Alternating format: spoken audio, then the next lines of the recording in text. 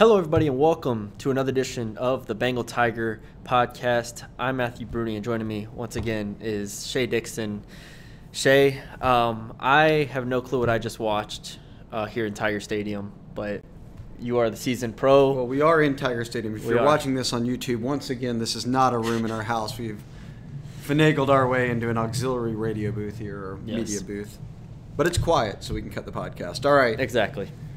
LSU defeats Alabama 32-31 in a game that there's so many places you could start. But in a general sense, it is a win that puts LSU back in the heart of the landscape of college football. It's Brian Kelly's, obviously, first win over Alabama. It's a statement win. It's a win that has to put everybody in the country on notice from a recruiting standpoint, from a football standpoint, from everything standpoint. It's just a massive, massive win. And I don't think it's about it is. You put people on notice, but I think you went out today and proved that what Brian Kelly said from the start. And when they lost that Florida State game, he said, look, we didn't execute well. We shot ourselves in the foot. We aren't a team yet. It's just a collection of new coaches and transfers and new players and a new quarterback and all of these different things that they weren't going to marry into a really good football team right away. Now, after that Florida State game in the Superdome, he said, I'm telling you, this team will be better in October than they are right now. Yep. Then they will be better in November than they were in October. They proved that tonight. This was one of the best games they've played, certainly the best game they've played against this type of competition to get a win. Alabama is no doubt one of the best teams in college football. It's a stable program. Nick Saban wins a lot of games for a reason. And Bryce Young is still probably the best quarterback in college football. He threw it 51 times tonight for 328 yards, just one touchdown. Threw the pick to start the game that was massive. Alabama could have gone up, but LSU took the lead in the beginning. They run the ball, 30 times. Gibbs was awesome for Alabama. 465 total yards to LSU's 367. If I just tell you all that, you think, damn, Alabama just went up and down the field all night on LSU, and that really wasn't the case. LSU made a ton of timely stops. In the first half, the two teams were just trading punts. We'll get into some nuances of the game here and maybe some big plays or our thoughts, but I will say that was the best Tiger Stadium crowd I've seen in a long time, and I think it's clear to them that Brian Kelly was the right hire, that this team's going in the right direction, that the foundation is being set, and in year one, when you were supposed to win 6 to 7 games, according to Vegas, the people who know how to set odds, LSU's 7-2, and if they just beat BAMA, number 6 team in the country, if they beat A&M and Arkansas, they're going to the SEC championship in year one of the Brian Kelly era. Yeah, you now control your own destiny, like you said, which is just an incredible place to be in. Even if in theory they did win out, let's say, and you lose in the conference championship game, you don't make it to the playoffs. Okay, you still end the year 10-2. It's an absolutely unreal season to where we went into it. We both had 8 wins for this team, which I still feel like it's a very, very reasonable thing because we watched this team against Auburn just 3 or 4 weeks ago. Right. Not even have a not pulse. The same team anymore. No, it's not. Against Tennessee, they couldn't stop the run at all. In this game, I thought they did a great job. In the Tennessee game, Jayden Daniels took a turn where he started to be more aggressive. That was the whole narrative before the past month, was that he didn't trust the receivers yet. He wasn't letting them go make plays. He wasn't trusting his arm. He was just scrambling and not sitting in the pocket. And he's continued to develop under this coaching staff: Joe Sloan, Mike Denbrock, Brian Kelly. Getting a rapport with these receivers, the O-line, the run game. Yeah. And now it's very clear that they were going after Kool-Aid and Ricks all night. Yes, all they night. Were very and aggressive. Those guys are very, very good corners. They've proven it. Yeah. Both here at LSU and at other schools. Kool-Aid at BAMA. Both guys in high school. Those guys are legit. And Neighbors and Butte, they just went at them all night. Big night for Neighbors. Big night for Butte. Jayden Daniels, to me, is where you start. 22 of 32, had a couple touchdowns, didn't throw a pick, didn't turn the ball over. There was one turnover in this game. It was that one. The very first play of the game, or the first drive of the game. That's what we said. You have to play clean against this team, and that's what this team's done consistently throughout the year. So, the penalties. Okay, so they didn't play clean, and I know LSU fans are going to scream about the fumble that got touched by Letu out of bounds and yeah. didn't get overturned. And then they tipped the ball. I talked to Mekhi Wingo after the game, and he was going through his interview, and he said, 100% tipped it. And I told the referee, it hit my hand. Here's where it hit it. And the ref was like, well, I'm not that judge. I'm not the judge of that call. I'm not the one who made the call or is overturning it. But a ball don't lie moment, I guess, and they ultimately win anyways. Yeah. I don't think, I'm not going to harp on any of that stuff calls, and I know LSU fans are going to scream about it. Now that they won, it's whatever. Yeah, it is. But sloppy game in the sense of 7 penalties for LSU, 64 yards. They were getting some untimely penalties, too. But Bama 9 for almost 100, which is the Bama way this year. We talked about that all week. Bama's one of the most penalized teams in the SEC. If they came in here in enemy territory and shot themselves in the foot nonstop, which they did time and time again, then it was going to make it tough for them to win. And that was part of the window that LSU needed to stay in the game and make plays when they needed them. And obviously, in the end, pull it off with and let's go straight to that. First off, they kneel it and go to OT. You're on your own 25. You got a couple timeouts, but let's go to OT. All right. I mean, let's be real. Yeah. Bama moves it right down and scores. Yeah. So you're thinking, all right, LSU's going to need something here, and in your mind you're thinking, okay, are they going to get Neighbors involved? Are they going to get Butte involved? Are they going to try to get Josh Williams involved? One play, read option, Daniels keeps it, scores from 25 yards out. Yeah. And at no point did the extra point unit ever get called. Like Brian Kelly said, this is it. I want to go. Bama even called timeout. We do not need to continue to play. Yeah. And Bama did call timeout. Mm-hmm. Decision did not change. Nope. He said, we're going for the win. And I talked to a lot of the players in the locker room after the game who were like pumped. Yeah. Jay Bramplett, the holder, was the one guy who was like, I don't know, man. I thought we should have kicked it, but boy, am I happy. And he's a Tuscaloosa native. Yeah. And he had a great first half. He is. Great game, but really great first half. But as a punter, but everybody else was very happy that they went for it. And Jayden Daniels said that was a play they've worked on tons in practice. That he knew that was going to be the call. Yeah. And boy, how about your boy Mason Taylor? I mean, Taylor. The touchdown catch to essentially what you thought was winning it before they went down and tied it with 30 seconds left on a field goal, and then the 2-point conversion to win it. Hey, LSU fans, y'all knocked this man early in his career this year. Said he shouldn't even have been out there. That's why you stick with him. Yeah. That's why the staff said we're not taking him off the field. We're riding him. Yeah, he's always been the most talented tight end, and that's what they've been sticking with. And Brian Kelly said before the season, and Brian Kelly said before the year that he was one of the best tight end prospects he's ever seen.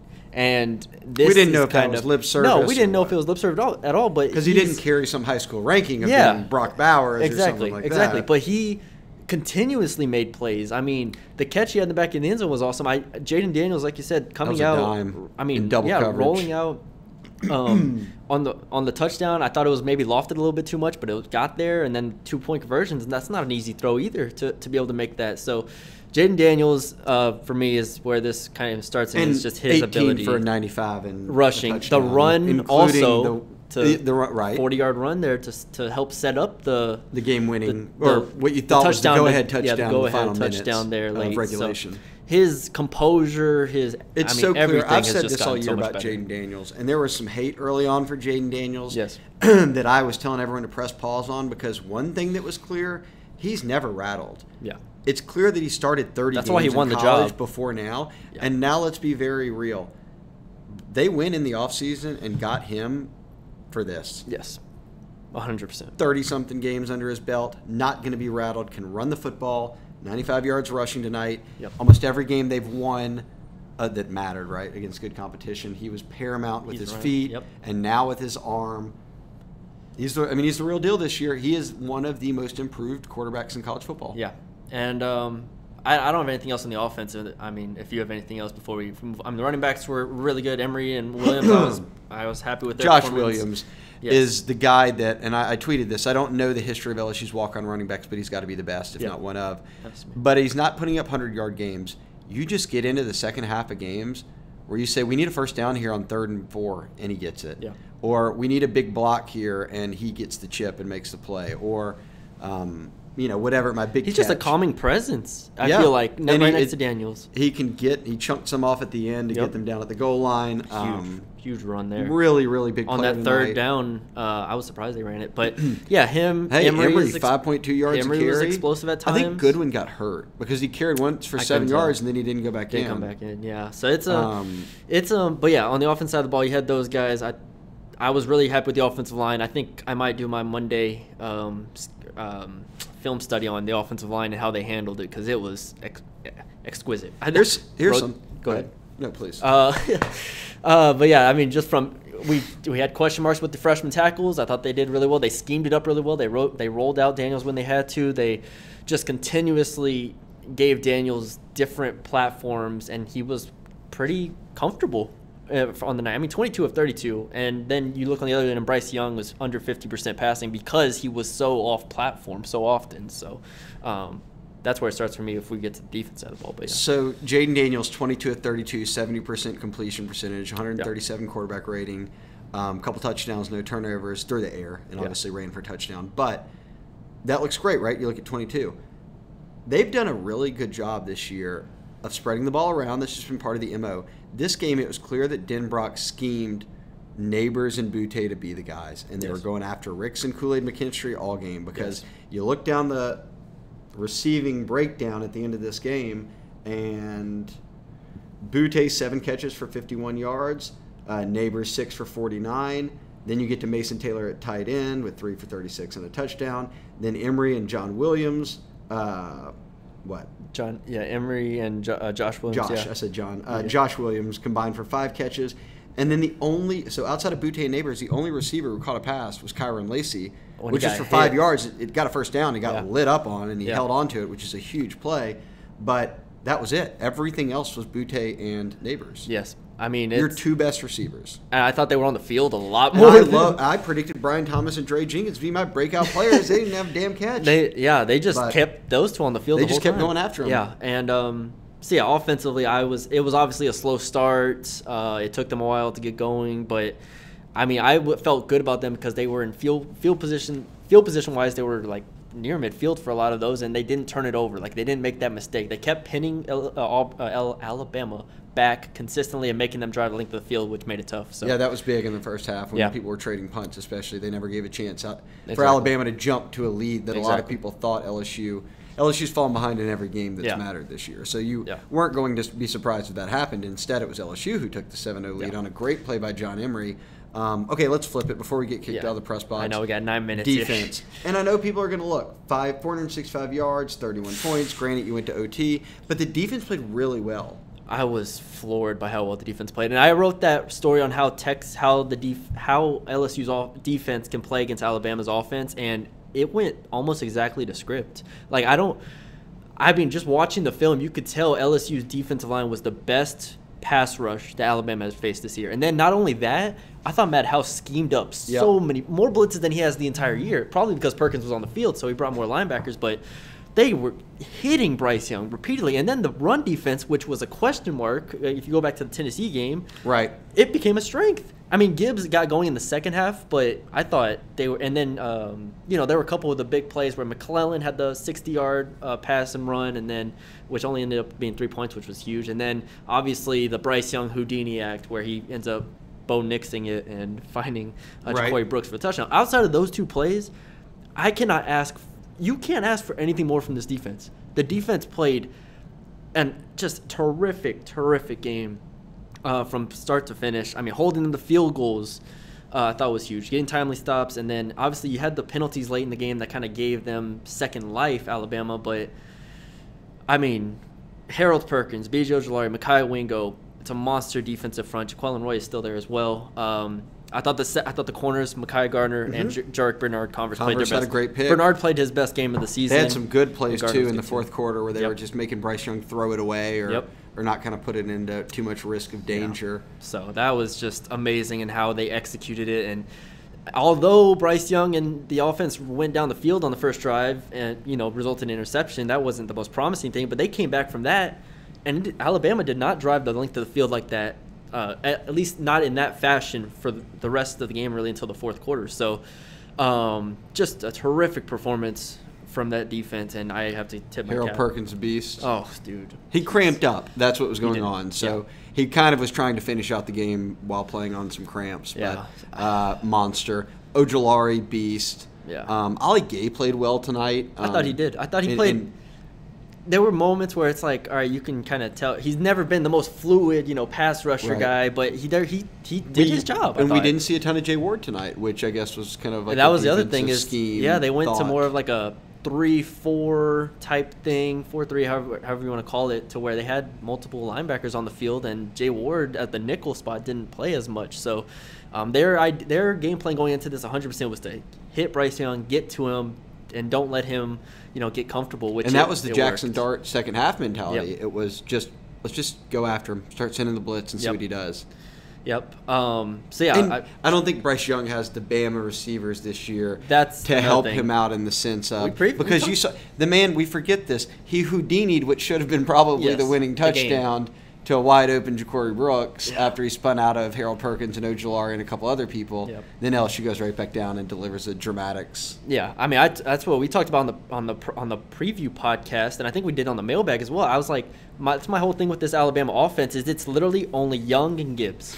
It's those two. They're beasts, though. Oh, they're great, and that's why I picked Alabama to win this game. I thought they were enough, but those receivers are not Devontae Smith. They're not Jalen Waddle. They're not John Mechie. They're not these. They're not Johnny Mechie right now. I mean, yeah. I mean, they're not these guys, which allowed LSU, Mekhi Garner and Jarek Bernard-Converse to stay attached pretty well, and I thought that was the difference. Ja'Cory Brooks ends up leading the way, but 40 of that comes on a wide open kind of busted play where Bryce Young did the damage there. Lay 2-3 for 50. That's a solid game for him as a tight end. They threw it a bunch of the backs. McClellan. Gibbs, obviously 8 for 64. I mean, Gibbs went for 160-something combined. Yeah, he's. But they kept him out of the end zone. He never got to the end zone. Jermaine Burton, 2 catches. JoJo Earl, 1 catch. Yeah, again, it's like Kobe Prentice, just 1 catch for 4 yards, and he's capable of much more than that. Prentice has delivered way bigger games than that. Yep. So more or less, they shut the guys down. I don't, still he threw for 330 yards, but on 40, whatever that is, 49% completion percentage, man. That for Bryce Young. For Bryce, I never would have predicted that. Just no matter how much the pass rush got there, I did not think. And 4 carries Bryce for 10 would be yards. So off platform, so shook up. I mean, and that's the other thing is not against this LSU defense. We didn't. I was high on this LSU defense. No I was really high, but I didn't expect this performance. So, and the last thing, I mean, Bryce Young had that moment, and then I get on Twitter and it's, man, that was the Heisman moment for Bryce Young. Heisman moment for Bryce Young. Jayden Daniels goes down the field, scores, has the run in overtime, delivers the 2-point conversion, just continuously delivered. And so that's where, for me, I mean, watching Jayden Daniels go toe-to-toe with Bryce Young, the reigning Heisman Trophy winner, was something I'll never forget. That was amazing. Well, then throws for more touchdowns and outrushes him by 100 yards and scores a touchdown. I mean, yeah, it was amazing. Another step in the right direction. I have no words. Okay, so as we wrap up, Bama, great team. That's what makes this win really special for LSU in year 1 of the Brian Kelly era. The two programs are not on the same footing right now in terms of what they've got on roster, the stability they've got on staff, just kind of everything that they've. Like Bama's played for the past 2.